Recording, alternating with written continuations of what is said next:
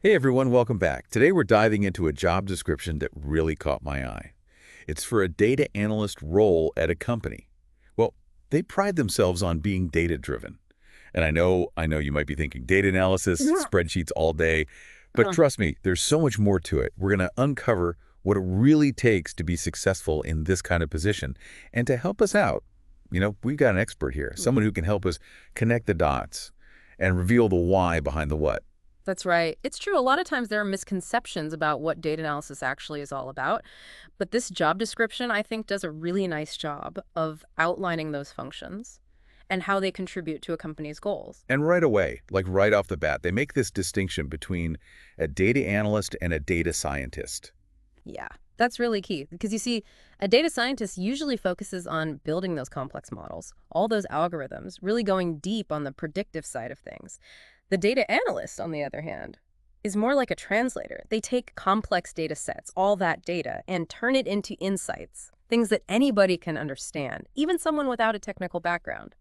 So they can use that to make decisions. So it's less about the coding and more about telling a story with the data. Exactly. It's about finding those aha moments, hidden within all that data, and then using that to drive those business decisions. Think of it like you have a marketing team, and they're trying to understand, how customers behave. A data analyst would be the one to say, hey, there's a correlation here, like between website traffic and specific marketing campaigns. They'd be the ones to present those findings and allow the team to adjust their strategies and actually boost those campaigns' effectiveness. That makes a lot of sense. Now, what I noticed in this job description is that they really emphasize like a vibrant and collaborative culture where analysts are encouraged to share their findings openly. Hmm. That sounds pretty good to me. What about you? Absolutely. A lot of times I think people imagine data analysts working in isolation, but that's not really the case. Especially in a company that values data-driven decisions, the insights that an analyst uncovers can have effects across an entire organization. So communication and teamwork are really essential. And looking at the day-to-day responsibilities here, Mhm. they mentioned exploring data sets, drawing conclusions, obviously, and then presenting those conclusions Hmm. to help guide the overall strategy. It kind of sounds like being a detective, doesn't it? Uncover all those clues and patterns. It does. There's definitely an element of that. But instead of that magnifying glass, in a trench coat, they've got SQL for querying databases, Python or R for data manipulation, statistical analysis, things like that. And then all the visualization tools, Tableau or Power BI, to present those findings in a way that's clear and compelling. So it really is a mix of technical skills and that storyteller aspect that we talked about before. Exactly. And what's fascinating to me is that those soft skills, the critical thinking, Yeah. communicating complex ideas, approaching problems with a curious mind, all of those are just as important as those technical skills. Sometimes I think that those soft skills are what separates, a good analyst from a really great one. Yeah, I can definitely see why those would be so important, Hmm. especially in a collaborative environment like this one that they describe. They're really looking for somebody who can not only work with the data, but then explain what it all means Hmm. to the Yeah, people. exactly. It's not enough to just find those answers, Yeah. right? You've got to be able to explain it to everyone, from the Mhm. marketing team to the CEO. They've got to be able to use that to make decisions. Now let's look at the qualifications. They're looking for someone with a bachelor's degree Mm. in a relevant field, Yeah. but they seem to value certifications and experience with those cloud platforms Right. like AWS. Yeah, and that's really just a reflection of how the field is changing. Having that educational foundation, so important. Yeah. But you've got to stay ahead of the curve. In terms of those new technologies, certifications, they demonstrate that commitment to learning. And the experience with cloud platforms shows that you understand how data is being stored now, how it's processed. Sounds like they're looking for someone Yeah. who isn't content with the status quo. They want someone who's actively looking to grow their skills Hmm. and adapt, someone who sees data analysis as a field that's always evolving. Exactly. And that's what makes this role. And data analysis in general, so exciting. It's always evolving. There's always something new to learn. Now, before we move on, I want to talk about something that's probably on everyone's mind. When they're thinking about a job compensation. Of course. It's not just about the work itself. You want to feel valued. Right, exactly. And from what I see here, they're offering a pretty competitive salary range, Yeah. especially when you consider their culture, the potential for growth, all the benefits. It seems like they really understand that To attract and retain talent, you need to have a supportive environment. They've got flexible work arrangements, development opportunities, wellness programs. All those things show that they're invested in their employees. So it's not just about the paycheck. It's about finding a company that values its employees and fosters that culture of growth. And from what we've seen, it seems like they're checking a lot of those boxes. They are. But before we jump ahead too far, maybe we should look closer at the skills and the tools that they're looking for to get a really clear picture of what it's like to be a data analyst. At this company, well, they listed SQL, Python, and R, kind of that classic data analysis trifecta. Yeah, those seem to pop up everywhere, don't they? What makes those so important? Well, they each bring something different, right? SQL, that's structured query language. That's how you work with databases. It's the language you use to talk to them. You know, those big repositories where the data is stored. You use that to pull out what you need, to answer those research questions. And then you have Python and R. Those are great for data manipulation, statistical analysis, visualizations, you know.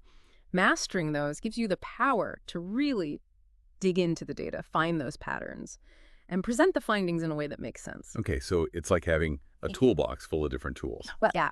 For understanding the data, now they also mention familiarity with those data visualization tools.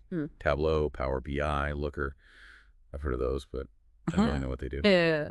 Okay, well, imagine you've been working for weeks on this huge data set, and you found all these amazing trends, correlations, areas for improvement. But when you go to share your findings, all you have is a spreadsheet full of numbers. That's where these tools come in. They let you take all those numbers and turn them into charts and graphs, interactive dashboards, things like that, that tell a story so that anyone can understand, even if they don't have that technical background. So it's not just about finding the insights, right? It's about communicating them in a way that makes people want to do something, which is where all those soft skills come in. Exactly. You've got to bridge that gap between the technical stuff and everyone else. Now, I also noticed that they emphasized experience with cloud platforms, AWS, Azure, Google Cloud.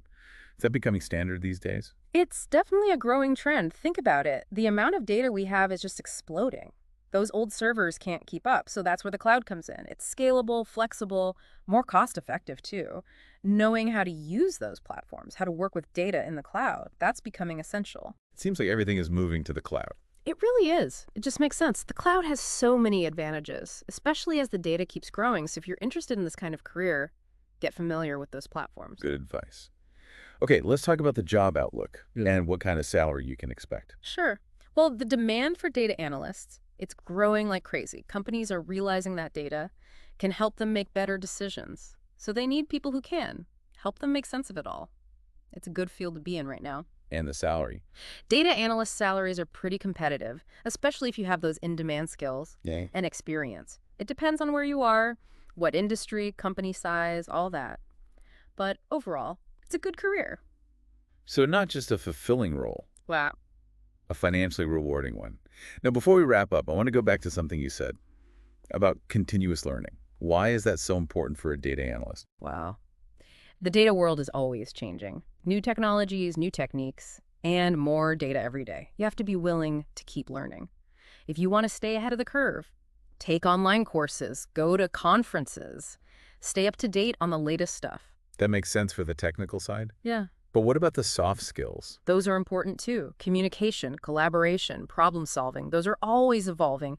You'll face new challenges, work with new people, communicate more complex information, so keep working on those soft skills. So it sounds like the ideal candidate is someone who likes challenges, is eager to learn, and like to work with others.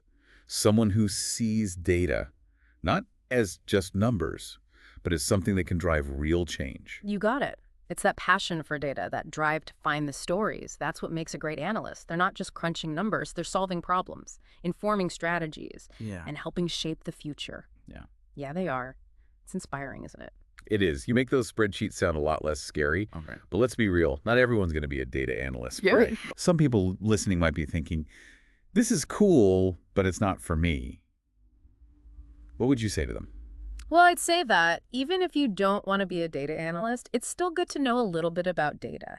We live in a world where data is everywhere. It affects everything.